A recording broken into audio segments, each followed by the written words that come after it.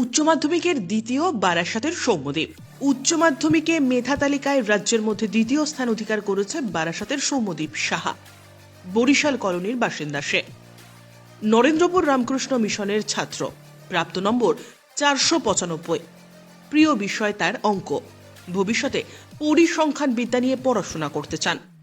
সৌম্যদ্বীপ কোনো নির্দিষ্ট সময় ধরে পড়াশোনা করেননি, যখন যেমন প্রয়োজন হয়েছে তখন তেমন পড়েছেন। পড়াশোনার পাশাপাশি আবৃত্তি তার আবেগের জায়গা। সৌম্যদ্বীপের বাবা পেশায় একজন ব্যবসায়ী, মা সাধারণ গৃহবধূ।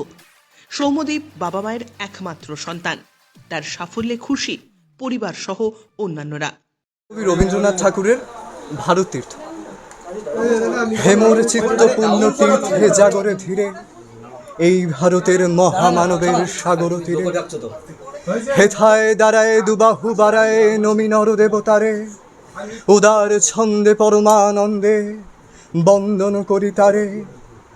ধ্যান গম্ভীর এই যে ভূধর, নদী জপমালা ধৃত প্রান্তর, হেথায় নিত্য হ্যারো পবিত্র ধরিত্রীরে, এই ভারতের মহামানবের সাগর তীরে। কেহ নাহি জানে কার আহ্বানে কত মানুষের ধারা, দুর্বার স্রোতে এলো কোথা হতে কত মানুষের ধারা। হেথায় আর্য, হেথা অনার্য, হেথায় দ্রাবিড় চীন, সখুন্দল পাঠান মোগল এক দেহে হল লীন। পশ্চিম আজি খুলিয়াছে দ্বার, সেথা হতে সবে আনে উপহার, দিবে আর নিবে মিলাবে মিলিবে যাবে না ফিরে, এই ভারতের মহামানবের সাগর তীরে। ভেদি মরুপথ গিরি পর্বত যারা এসেছিল সবে, তারা মোর মাঝে সবাই বিরাজে, কেহ নহে নহে দূর। আমার শনিতে রয়েছে ধ্বনিতে তারি বিচিত্র সুর। হে রুদ্র বীণা বাজো বাজো বাজো, ঘৃণা করি দূরে আছে যারা আজও, বন্ধ নাশিবে তারাও আসিবে, দাঁড়াবে ঘিরে, এই ভারতের মহামানবের সাগর তীরে। হেথা একদিন বিরামবিহীন মহাঙ্কার ধ্বনি, হৃদয়তন্ত্রে একের মন্ত্রে উঠেছিল রণরণি। তপস্যা বলে একে রণলে বহুরে আহুতি দিয়া, বিভেদ ভুলিল জাগায় তুলিল একটি বিরাট হিয়া। সেই সাধনার সে আরাধনার যজ্ঞশালায় খোলা জিগার, হেথায় সবারে হবে মিলিবারে আনুত শিরে, এই ভারতের মহামানবের সাগর তীরে। সেই হোমানলে হ্যারো আজি জলে দুঃখের রক্ত শিখা, হবে তা সহিতে মর্মে দহিতে আছে সে ভাগ্যে লিখা। এ দুঃখ বহন কর মোর মন, শোনরে একের ডাক, যত লাজ ভয় করো করো জয়, অপমান দূরে থাক।